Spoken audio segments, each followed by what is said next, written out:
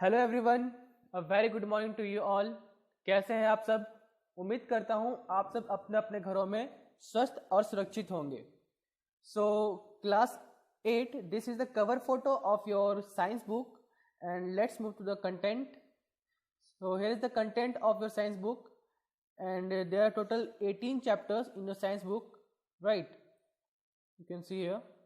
So we will go through these all chapters, but today we are going to read this chapter, chapter number 1, crop production. Let me zoom in. Yes, crop production and management, right? So let's move to the chapter without wasting any time. So here the chapter crop production and management, right? So Paheli and Bujo went to their uncle's house during the summer vacation. जो पहली और बुजो ये दो character हैं जो कि basically आपने class 7 में भी पढ़ा होगा शायद, ठीक है, इनके बारे में सुना होगा आपने। ये दोनों बहुत ही इंटरेस्टिंग कैरेक्टर हैं क्योंकि ये अपने टीचर से कुछ ना कुछ क्वेश्चंस करते रहते हैं, right? So you should also ask some question from your teacher जब वो आपको कुछ पढ़ाते हैं, बिकॉज ये सब चीज़ें हैं ना बहुत इंपॉर्टेंट है, क्योंकि जब तक आप क्वेश्चन करना नहीं सीखोगे तब तक आप चीज़ों को अच्छे से ग्रैब नहीं कर पाओगे, right? So ask more and more questions from your teacher so that you can learn each and everything very clearly of your chapter, right? So please develop this habit, it's very very important. चलो तब हम लोग आगे बढ़ते हैं। Sorry. So Paheli and Boojho went to their uncle's house during the summer vacations. Paheli और बूजो जो है अपने अंकल के घर गए, ठीक है ना? कब? समर वेकेशंस में, ठीक है ना? अपने अंकल के घर गए हुए, ठीक है ना? There uncle is a farmer. उनके अंकल क्या करते हैं? किसान है ना? एक फार्मर है, राइट?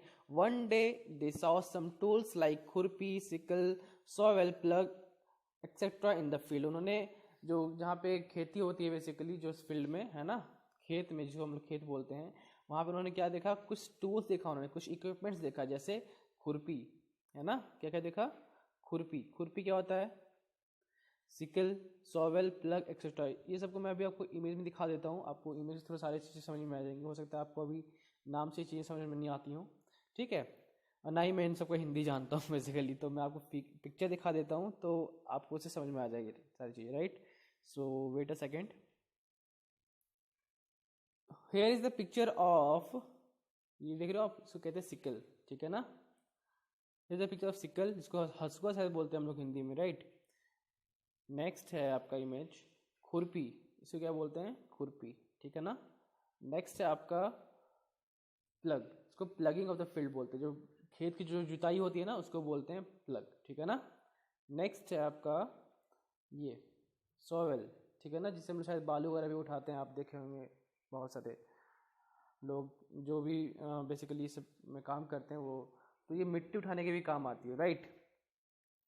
तो ये सारे आप लोगों ने देख लिया अच्छे से। अब हम लोग आगे बढ़ते हैं। नेक्स्ट, अब चीज़ें समझ में आ गई आपकी कि क्या सिकल, क्या सॉवेल, क्या प्लग एक्सेट्रा।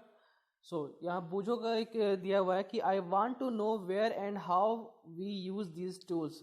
बूझो ये जानना चाहता है कि ये जो सारे टूल्स जो इसके बारे में हम लोगों ने यहाँ पढ़ा वो कहाँ पर और कैसे यूज होते हैं, राइट? तो कहाँ पर ये बेसिकली यूज होंगे? ये यूज होंगे किसी भी फील्ड में, फील्ड इन द सेंस जहाँ पे खेती होती है, ठीक है ना? तो वहाँ पे हम लोग खुरपी भी यूज़ करते हैं, सिकल भी यूज़ करते हैं, सॉल भी यूज़ करते हैं, राइट? बात समझ में आ गई? अब हम लोग आगे बढ़ते हैं, ठीक है? और इसके बारे में, इसको कैसे, हाउ, ये तो हम लोग यूज पता चल गया कि कहाँ पर, where to use, but how to use, ठीक है? इसको हम लोग आंसर जो है हम लोग को आगे मिलेगा। क्लियर है? आगे बढ़ते हैं अब। You have learn that all living organisms require food. आप लोगों को जैसे पता है, आप लोग ये जान रहे हैं कि जितने भी लिविंग ऑर्गेनिजम्स हैं उनको भोजन की आवश्यकता होती है, right? Plants can make their food themselves. Plant एक ऐसे लिविंग थिंग्स हैं जो कि अपना फूड खुद से प्रिपेयर कर सकते हैं, खुद से सिंथेसाइज कर सकते हैं, right? Can you recall how green plant synthesize their own food? क्या आप रिकॉल कर सकते हैं? क्लास 7 में या क्लास 6 में आपने पढ़ा होगा कि कैसे जो फूड है वो अपना फूड, जो प्लांट जो है अपना फूड प्रिपेयर करते हैं, how plants make their on food, right? तो वो तो आपको पता है। ठीक है ना, कि plants make their on food with the help of क्या है CO2 प्लस वाटर, राइट। बात समझ में आ रही है ना, the presence of sunlight and chlorophyll. बात समझ में आई? तो प्लीज इसको आप एक बार फिर से चेकआउट कर लेना अगर आपको कुछ डाउट हो तो, ठीक है ना। अब हम लोग आगे बढ़ते हैं, right. Next, animals including humans can not make their on food. जितने भी एनिमल्स हैं इंक्लूडिंग ह्यूमन बींग्स, हम लोगों को जो भी मानव जाति हैं उनको इंक्लूड करते हुए, कोई भी अपना फूड खुद से प्रिपेयर नहीं कर सकते like plants, right. So where do animals get their food from? तो एनिमल्स जो हैं उनको अपना फूड कहाँ से प्राप्त होता है, कहाँ से ऑब्टेन करते हैं वो फूड? इस क्वेश्चन का हम लोग आंसर जाने इससे पहले ये जानना है, but first all why do we have to eat food. इससे पहले कि हम लोग ये जाने कि ये फूड हम लोग को कहाँ से मिलता है ना, कहाँ से एनिमल को फूड प्राप्त होता है, where do animals get their food from. इससे पहले ये जानना है कि why do we have to eat, हम लोगों को भोजन की आवश्यकता क्यों होती है, राइट। आगे बढ़ते हैं। We already know that energy from the food is utilized by organisms for carrying out their various body functions such as digestion, respiration and excretion. We get our food from plants or animals or both. तो आपका देखो यहाँ पे दोनों का answer मिल जा रहा है। पहला इसका आंसर हम लोग खोजते हैं कि why do we have to eat food, हम लोग को भोजन की आवश्यकता क्यों होती है, ठीक है ना।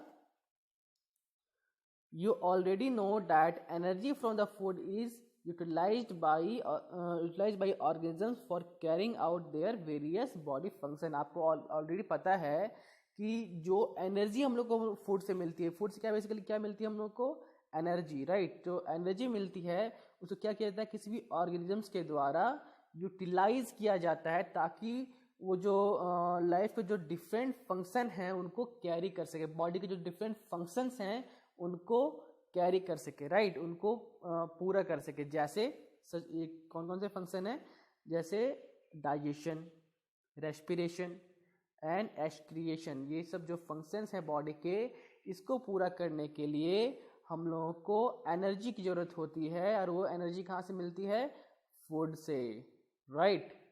बात समझ में आई? तो ये क्वेश्चन का आंसर आपको मिल गया कि why do we have to eat food, कि हम लोग को भोजन की आवश्यकता क्यों है, to get energy to perform different functions of our body such as digestion, respiration and excretion, right.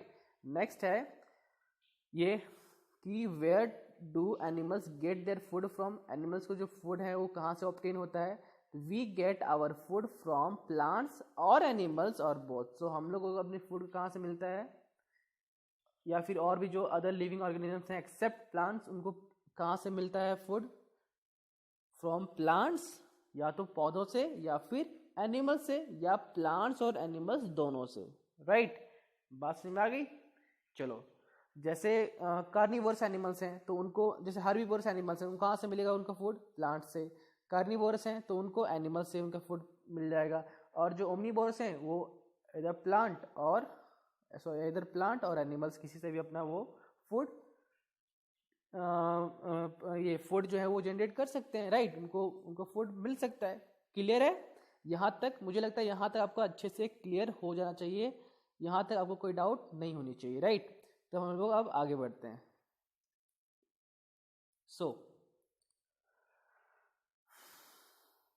यहाँ एक बुझो और क्वेश्चन कर रहा है कि since we all need food how can we provide food to a large number of people in our country.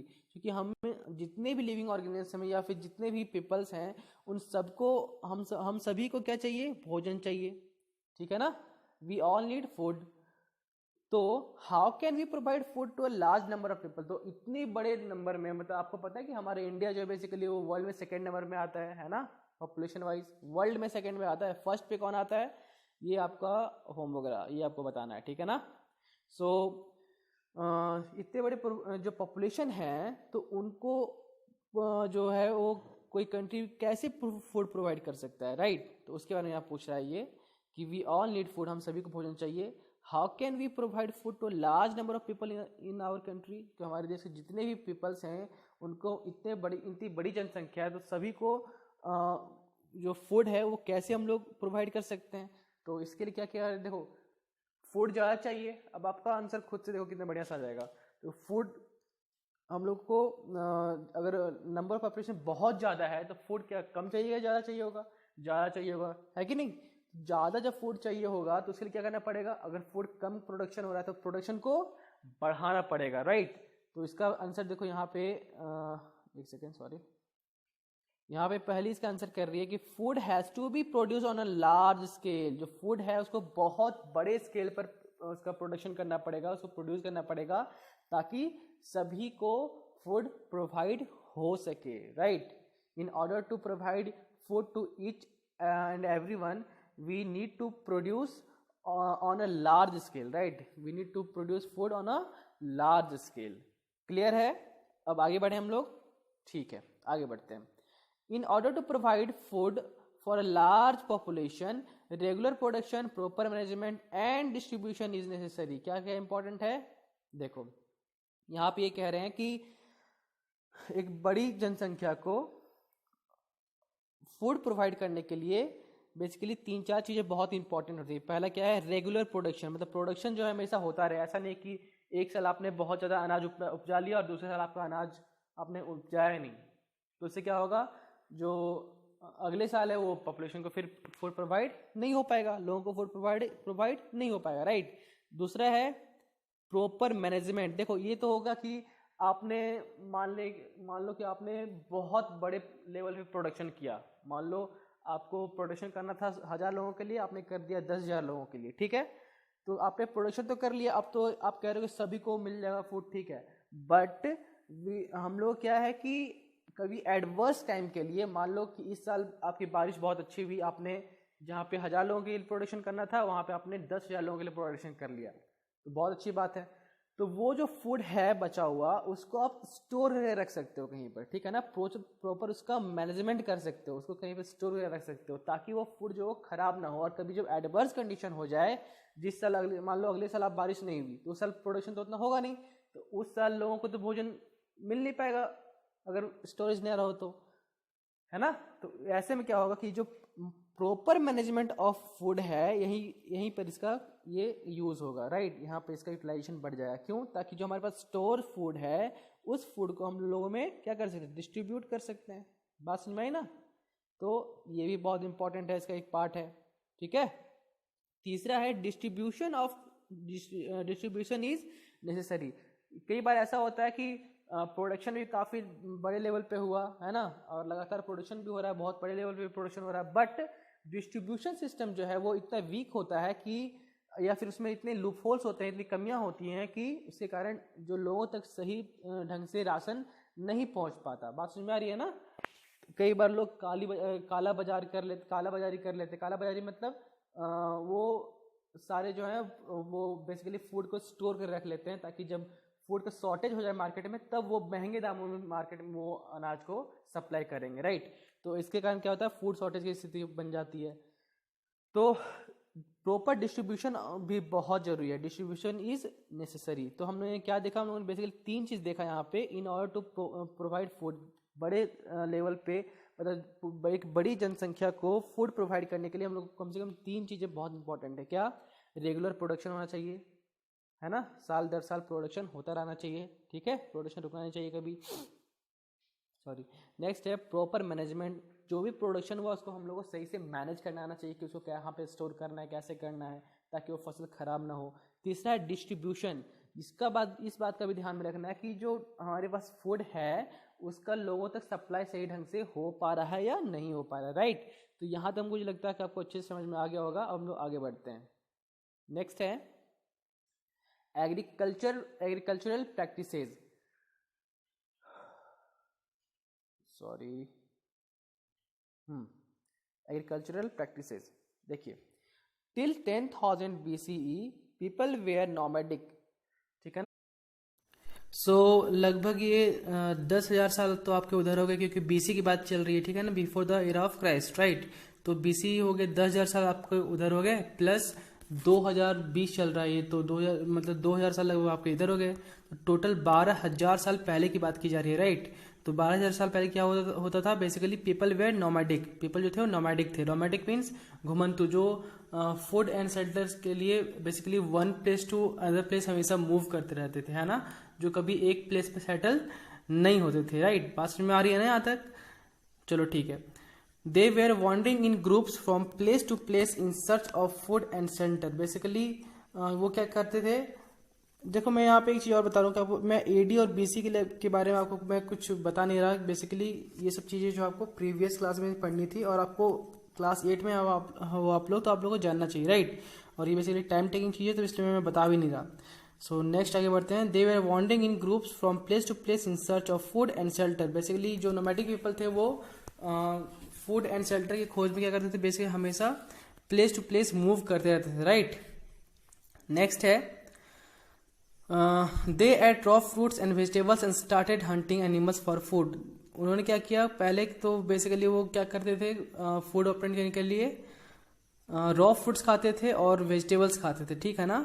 सिर्फ ये ऐसे ही उनका गुजारा चलता था, यही दोनों पे। बाद में धीरे धीरे उन्होंने क्या किया, hunting of animals for food, मतलब उन्होंने जानवरों का शिकार करना भी धीरे धीरे शुरू कर दिया, ठीक है ना। क्लियर है? अब आगे बढ़। They could cultivate land and produce rice, wheat and other food crops, दस वाज बॉर्न एग्रीकल्चर। धीरे धीरे आगे चलकर क्या हुआ, काफी सालों के बाद उन्होंने कल्टीवेशन स्टार्ट किया, ठीक है ना। कल्टीवेट करना शुरू किया लैंड को, किसके लिए, टू प्रोड्यूस राइस को, rice wheat other crops food crops जो हैं उनका प्रोडक्शन के लिए उन्होंने क्या किया, कल्टीवेशन स्टार्ट किया। और इस तरीके से हमारा एग्रीकल्चर है उसका बॉर्न हुआ, उसका जन्म हुआ, राइट। हम लोग आगे बढ़ते हैं। When plants of the same kind are cultivated at one place on a large scale, it is called a crop. Please note it down, very important point. When plants of the same kind are तो जब same kind का जो plant है, अगर उसको एक हम लोग बहुत बड़े एरिया में अगर सेम काइंड ऑफ प्लांट को कल्टीवेट करते हैं ताकि लार्ज स्केल पे प्रोडक्शन हो सके, तो उसको क्या बोलते हैं हम लोग, क्रॉप बोलते हैं, राइट। बात समझ में आ रही है ना। When plant of same kind का प्लांट को हम लोग कल्टीवेट करते हैं किसी खास पार्टिकुलर प्लेस पे on a large scale, right, बहुत बड़े स्केल पे, तो हम लोग कहते हैं क्रॉप। क्रॉप मीन्स अनाज, ठीक है। आप एग्जाम्पल एक समझो, crop of wheat means that all the plants grown in the field are that of wheat. जैसे कि अगर हम लोग व्हीट का जो है वो कल्टीवेशन कर रहे हैं, ठीक है, तो किसका वहाँ पे कौन सा प्लांट होगा, बेसिकली व्हीट का प्लांट होगा। तो जिस एरिया में हम लोग क्रॉप प्रोडक्शन कर रहे हैं व्हीट का, उस एरिया में सिर्फ और सिर्फ व्हीट का ही प्लांट होगा, उस सेम फील्ड पे व्हीट का ही प्लांट होगा, राइट। समझ में आ रही है बात ना, तभी इसको हम बोलेंगे क्रॉप, ठीक है। अब हम लोग आगे बढ़ते हैं। You already know that crops are of different types like cereals, vegetables and fruits. These can be classified on the basis of the season in which they grow। आपको पता है कि जो क्रॉप्स होते हैं वो डिफरेंट टाइप्स के होते हैं, जैसे सीरियल्स, वेजिटेबल्स और फ्रूट्स, ठीक है ना। अलग अलग टाइप्स के क्रॉप्स होते हैं, ठीक है ना, उनकी अलग अलग वैराइटीज होती है, right. These can be classified on the basis of the season in which they grow. तो जो क्रॉप्स हैं उनको हम लोग कैसे क्लासिफाइड कर सकते हैं, on the basis of the season, कि कौन से सीजन में किस क्रॉप का कल्टीवेशन होता है, उसके अकॉर्डिंग ही हम लोग उनका क्लासिफिकेशन कर सकते हैं, राइट। तो मुझे लगता है यहाँ तक आपको अच्छे से क्लियर हो जाना चाहिए। अब हम लोग आगे बढ़ते हैं, ठीक है। सो लेट्स मूव, कर सकते हैं, क्लियर है ना। Next, India is a vast country. India बहुत ही बड़ा देश है, right. The climatic condition like temperature, humidity and rainfall vary from. So according to the climatic condition of India, right, जो इंडिया का जो डिफरेंट रीजन है ना, उसमें वहाँ पे जो क्लाइमेटिक कंडीशन वो क्या है, बिल्कुल वेरी करते हैं एक दूसरे से, ठीक है ना। अलग अलग रीजन्स के जो क्लाइमेटिक कंडीशन है, जैसे कि वहाँ का टेम्परेचर, वहाँ की ह्यूमिडिटी, वहाँ का रेनफॉल, ठीक है ना, वो बिल्कुल डिफर करता है एक दूसरे से, बिल्कुल वेरी करता है, राइट। जैसे अगर आप एग्जाम्पल में आप लेना चाहो तो आप जैसे मानसीराम, वहाँ पे क्या है कि सबसे ज़्यादा बारिश होती है, इवन वर्ल्ड में सबसे ज़्यादा बारिश कहाँ पर होती है, मानसीराम में। जबकि अगर राजस्थान का आप एरिया ले लो तो वहाँ पे कई ऐसे रीजन जहाँ पर बिल्कुल भी बारिश नहीं होती या फिर बहुत ही कम बारिश होती है, राइट। रेनफॉल काफ़ी कम होता है। वैसे टेम्परेचर ले लो आप, तो लेह लद्दाख का जो टेम्परेचर है वो काफ़ी कम रहता है, जबकि आप राजस्थान का जो एरिया जाओगे वहाँ पे टेम्परेचर काफ़ी हाई रहता है, राइट। बात समझ में आ रही है ना। तो यही कह रहा है कि अलग अलग रीजन्स के जो क्लाइमेटिक कंडीशन है वो बिल्कुल अलग अलग रहते हैं, चाहे वो टेम्परेचर से हो, ह्यूमिडिटी हो, या फिर रेनफॉल से रिलेटेड हो, राइट। तो यहाँ तक बात समझ में आ गई, ठीक है। अब हम लोग आगे बढ़ते हैं। जैसे कि यहाँ कह रहा है accordingly there is a rich variety of crops grown in different parts of the country. मतलब जो according to the climatic condition of India, ठीक है ना, कंट्री के डिफरेंट पार्ट्स में डिफरेंट वैरायटीज ऑफ क्रॉप्स जो हैं सो वो ग्रो करते हैं, राइट। बात समझ में आ रही है ना आपको। तो यहाँ आप इसको समझना अच्छे से कि जो क्लाइमेटिक कंडीशन है उसके अकॉर्डिंग ही जो कंट्री है उसके अलग अलग रीजन्स में डिफरेंट वैरायटी ऑफ क्रॉप्स जो हैं वो ग्रो करते हैं, ठीक है ना। क्लियर है यहाँ तक, ठीक है। अब हम लोग आगे बढ़ सकते हैं। जैसे आप एग्जांपल अभी आप यहाँ पर ले सकते हो, राइट। अगर आप मैं एग्जांपल देना चाहूँ आपको, जैसे आप टी का एग्जांपल ले सकते हो, राइट। तो टी में क्या है बेसिकली, वो टी के लिए क्या क्या चाहिए, एक वार्म क्लाइमेट चाहिए उसको, ह्यूमिड कंडीशंस चाहिए, प्लस रेनफॉल जो है वो एटलीस्ट 100 सेंटीमीटर चाहिए उसको, तभी वो जो है टी वो बढ़िया से ग्रो अप कर पाएगा। फिर आप एग्जांपल लो, जैसे एप्पल का एग्जांपल लो। आपने कभी सोचा है कि एप्पल जो है सिर्फ वो कश्मीर वगैरह में क्यों होता है और किसी रीजन्स में क्यों नहीं होता? बेसिकली इसलिए क्योंकि जो एप्पल्स के लिए जो कंडीशंस रिक्वायर्ड, जो क्लाइमेटिक कंडीशंस चाहिए, वो सिर्फ और सिर्फ कश्मीर जैसे रीजन में ही मिल पाता है, किसी और रीजन्स में नहीं मिल पाता, इसलिए सिर्फ वहीं पे ग्रो करते हैं। बात समझ में आई ना। तो इसी की तरह ही जो डिफरेंट क्रॉप्स हैं वो डिफरेंट रीजन्स के अकॉर्डिंगली ही, अलग अलग जो रीजन्स हैं जहाँ पे उनको बेस्ट क्लाइमेटिक कंडीशन मिलता है उसके अकॉर्डिंग वहाँ पे वो ग्रो कर पाते हैं, राइट। अब देखो, despite this variety two broad cropping pattern can be identified. इसके इतनी बड़ी डाइवर्सिटी होने के बावजूद भी जो क्रॉपिंग पैटर्न ऑफ इंडिया में क्रॉप्स का, उसको हम बेसिकली 2 पार्ट्स में डिवाइड कर सकते हैं, right. These are kharif crops and rabi crops. Clear है? चलो अब हम लोग आगे बढ़ते हैं। सो आएगा आपका kharif crops, right. Kharif crops क्या होते हैं basically? The crops which are sown in the rainy season are called kharif crops. वैसे क्रॉप्स जिनको हम रेनी सीजन में, आपको तो बेसिकली रेनी सीजन के दौरान हम लोग जिस क्रॉप्स की जो खेती करते हैं उसको हम क्या बोलते हैं? Kharif crops. For example, the rainy season in India is generally from June to, देखो एक सेकेंड, यहाँ कह रहा है the rainy season in India is generally from June to September. Rainy season का मंथ कौन सा होता है, टाइम पीरियड कब का होता है? वो जून से लेकर सितंबर तक का, ठीक है। जून, जुलाई, अगस्त, सितंबर, ये 4 मंथ जो होते हैं वो रेनी सीजन होते हैं। और इसी रेनी सीजन के दौरान क्या क्या होता है बेसिकली, हम लोग क्या क्या उगाते हैं, जैसे पैडी, मेज, सोयाबीन, ग्राउंड नट्स, कॉटन, या ये सब सारे क्या हैं? खरीफ क्रॉप्स के एग्जाम्पल हैं, राइट। ये बहुत इंपॉर्टेंट पॉइंट है, please note it down. What is kharif crops, ठीक है ना। और ये इनका कब से कब कल्टीवेशन होता है? बेसिकली रेनी सीजन में, है ना। और इनके एग्जाम्पल्स ये सारे लिख लेना, बहुत ही इंपॉर्टेंट है। क्लियर है? अब हम लोग आगे बढ़ते हैं, right. The crops grown in the winter season between October to March are called rabi crops. Rabi crops क्या होता है? बेसिकली वो क्रॉप्स जिनका कल्टीवेशन विंटर सीजन में होता है, ठीक है ना। विंटर सीजन मीन्स ठंड के मौसम में होता है, राइट। और ये टाइम पीरियड कब से कब तक होता है? अक्टूबर टू मार्च के बीच में, लगभग 6 महीने का ये टाइम पीरियड होता है, ठीक है ना। ठीक है, बात समझ में आ रही है। And one more thing that example of rabi crops कौन कौन से हैं? वीट है, ग्राम है ना, पी है, मस्टर्ड है, लिनसीड है, ये सारे एग्जाम्पल्स हैं किसके? रबी क्रॉप्स के, ठीक है। यहाँ तो बात क्लियर हो गई। चलो एक चीज और कि इनका जो सोइंग होता है वो होता है अक्टूबर के मंथ में, और जो इनका हार्वेस्टिंग होता है वो होता है मार्च के मंथ में। क्लियर? मतलब इनकी बुआई होती है अक्टूबर में, और इनकी जो कटाई होती है मार्च में, ठीक है। यहाँ तक क्लियर हो गया। Beside these pulses and vegetables are grown during summer at many places. इसके अलावा क्या होता है कि रबी क्रॉप और खरीफ क्रॉप के अलावा पल्सेज और वेजिटेबल्स का भी जो है वो समर के टाइम मीन्स इसलिए गर्मी के टाइम में इनको भी अलग अलग पार्ट्स में इनको क्या किया जाता है? ग्रो किया जाता है, ठीक है ना। इनकी भी खेती की जाती है। क्लियर है यहाँ तक? ठीक है। अब हम लोग आगे बढ़ते हैं।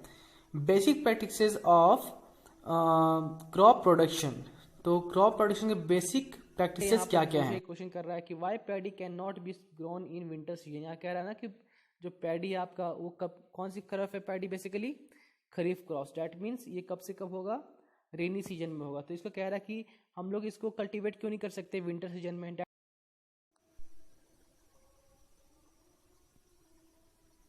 इसको हम लोग विंटर में कल्टीवेट क्यों नहीं कर सकते। Paddy requires a lot of water, therefore it is grown only in rainy season. Paddy जो है इसको बढ़ने के लिए बहुत ज़्यादा अमाउंट में वाटर चाहिए, राइट। इसलिए उनका रेनी सीजन में ही उनका जो है वो कल्टीवेशन हो सकता है। वो बेसिकली आप कह सकते हो कि अक्टूबर टू मार्च में उनका नहीं हो सकता, क्योंकि इस टाइम पीरियड में इंडिया में बारिश नहीं होती है, ठीक है ना। इसलिए उनका कल्टीवेशन इस टाइम में नहीं हो सकता। क्लियर है यहाँ तक, विंटर में नहीं हो सकता। Sorry, cultivation of crops involves several activities undertaken by farmers over a period of time। तो cultivation में क्या होता है, इसमें बहुत सारी एक्टिविटीज इन्वॉल्व रहती हैं, ठीक है ना। जैसे कि बेसिकली आप कह सकते हो कि पहले वो क्या करते हैं, प्लगिंग करते हैं, वो खेत को जोतते हैं, ठीक है ना, सॉइल को प्रिपेयर करते हैं, फिर उसमें सोइंग करते हैं, फिर उसमें मैन्यूल्स वगैरह फर्टिलाइजर्स ऐड करते हैं, राइट। फिर इरिगेशन प्रोसेस चलता है, फिर हार्वेस्टिंग प्रोसेस लास्ट में चलता है, राइट। तो ये बहुत सारे प्रोसेस एक्टिविटीज़ हैं जो कि किसी किसान को फसल की बुआई से लेकर फसल की कटाई के दौरान करना पड़ता है। इसके बीच में बहुत सारी चीज़ें आती हैं। क्लियर है ना, बात समझ में आ रही है। Next, you may find these activities are similar to those carried out by a gardener or even by you when you grow ornamental plants in your house। देखो इसका क्या आता है कि वो सारी एक्टिविटीज बेसिकली वैसे सिमिलर है, उसके समान ही है। जैसे अगर कोई गार्डनर है ना, कोई माली वगैरह जो अपने बगीचे वगैरह में जो फूल लगाते हैं या कोई प्लांट्स लगाते हैं, या फिर अगर आपके द्वारा ही कोई प्लांट्स वगैरह लगाया जाता है, तो आप जो एक्टिविटीज़ में इन्वॉल्व होते हो, बेसिकली वही सारे एक्टिविटीज़ एक फार्मर्स भी करते हैं, राइट।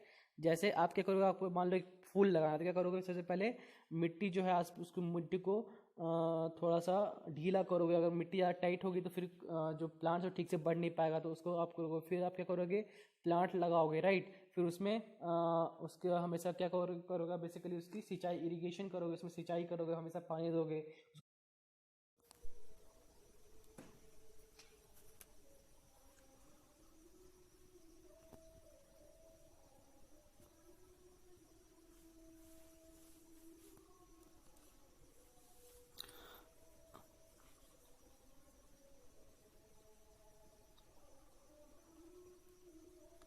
शायद इसमें कुछ ऑडियो प्रॉब्लम्स हो रही हैं, राइट। कोई बात नहीं, लास्ट पैराग्राफ है तो मैं इसको आगे कंटिन्यू कर देता हूँ। तो अगर आगे पिक्चर में आ जाए तो आप उसको कवर अप कर लेना, ठीक है ना, इमेजेस में अगर आते हैं आगे तो। दीज एक्टिविटीज और task are referred to as agriculture practices which are listed below. तो जो भी हम लोगों ने ये सब पढ़ा कि जो भी एक्टिविटीज़ कैरी आउट की जाती हैं फार्मर्स के द्वारा या गार्डनर्स के द्वारा, या फिर हम ही लोग जो खुद से प्लांटेशन करते हैं, तो हम लोग के द्वारा जो भी डिफरेंट एक्टिविटीज़ कैरी आउट की जाती हैं, उन्हीं को क्या बोलते हैं, उसी को बोलते हैं एग्रीकल्चरल प्रैक्टिसेस, राइट। और इसके एग्रीकल्चरल प्रैक्टिसेस के अंडर जो है वो कुछ लिस्ट दिए गए हैं, उसको मैं बेसिकली नाम पढ़ देता हूँ ताकि उसी को हम लोग नेक्स्ट क्लास में कवर करेंगे, राइट। तो इसमें पहले कौन कौन सा है, बेस्ट मतलब एग्रीकल्चरल प्रैक्टिसेस में पहला आता है प्रिपरेशन ऑफ सॉइल, राइट। दूसरा आता है सोइंग। तीसरा आता है एडिंग मैन्यूर एंड फर्टिलाइजर्स। चौथा आता है इरिगेशन। पांचवा प्रोटेक्टिंग फ्रॉम वीड्स। छठा सिक्स्थ में आता है आपका हार्वेस्टिंग, और सेवन्थ में आता है स्टोरेज, राइट।